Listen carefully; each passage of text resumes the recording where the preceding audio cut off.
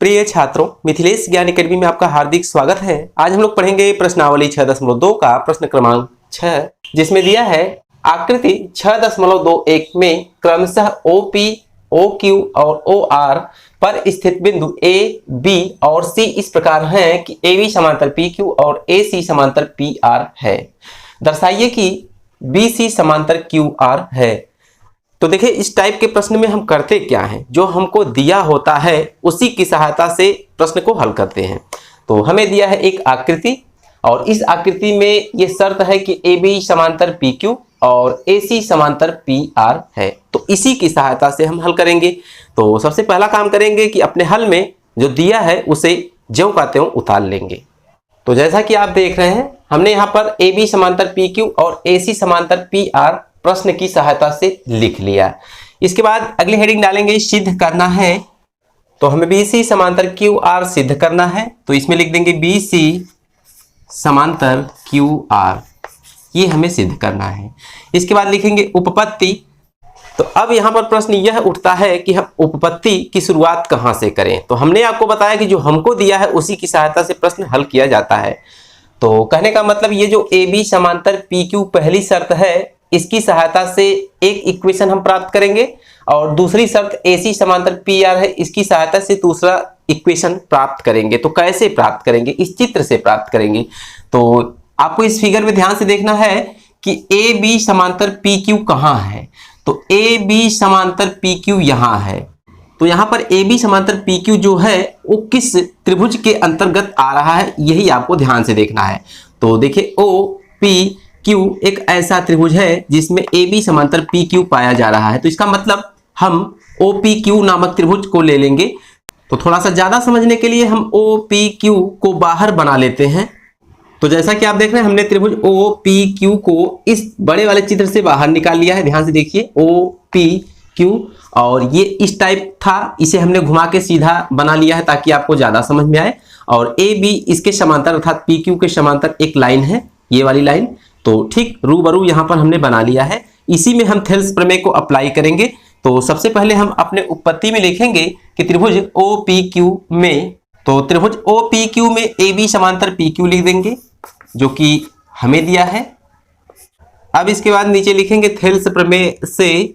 तो देखिए, थेल्स प्रमेय आपको अच्छी तरह से आती होगी कि जब किसी त्रिभुज में एक भुजा के समांतर कोई भुजा खींची जाए तो वह जो है अन्य दो भुजाओं को एक बराबर अनुपात में विभाजित करती है, यही थेल्स प्रमेय होती है। तो कहने का मतलब OA/AP बराबर होगा OB/BQ के।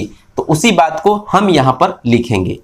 तो ये हो जाएगा OA/AP, यह बराबर होगा OB/BQ। तो इस बात को हम समीकरण फर्स्ट मान लेंगे। ठीक इसी प्रकार एक दूसरा हम त्रिभुज लेंगे और दूसरा कौन सा लेंगे वो हमको हमारा प्रश्न बताएगा। तो प्रश्न यहाँ कह रहा है कि AC समांतर PR जिस त्रिभुज में है वही त्रिभुज आप ले लीजिए।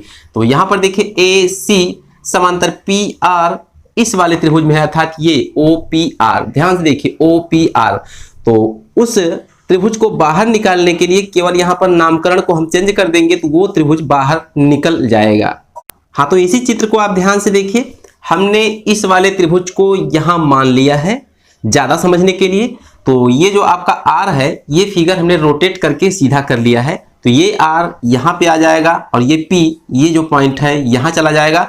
और CA को ध्यान से देखिए, CA अपने स्थान पर ठीक ठाक है और O यहाँ पर है। तो यहाँ पर भी हम थेल्स प्रमेय को लगाएंगे। तो उससे पहले हम लिखेंगे पुनः त्रिभुज OPR में। तो जब OPR को लेंगे तो हम इस शर्त अर्थात AC समांतर PR को यहाँ लिख लेंगे, AC समांतर PR। तो लिखेंगे थेल्स प्रमेय से। तो जब हम इस त्रिभुज में थेल्स प्रमेय को लगाएंगे तो आप ध्यान से देखिए, OC/CR बराबर हो जाएगा OA/AP। और उसी बात को यहाँ पर लिखेंगे, OC/CR यह बराबर हो जाएगा OA/AP। तो इसे हम मान लेते हैं समीकरण 2। तो समीकरण 1 और समीकरण 2 को ध्यान से देखिए, OA/AP दोनों में पाया जा रहा है। जब हम 1 की तुलना 2 से करेंगे तो ये दोनों आपस में कैंसिल आउट हो जाएंगे और बचेगा ओ बी बी क्यू के बराबर ओ सी अपन सी आर। तो कहने का मतलब हम नीचे लिखेंगे समीकरण फर्स्ट व सेकेंड की तुलना करने पर। तो जब हम फर्स्ट और सेकेंड की तुलना करेंगे तो हमको क्या मिलेगा, ओ बी अपान बी क्यू। ध्यान से देखिए, ओ बी अपान बी क्यू यह बराबर ओ सी अपान सी आर।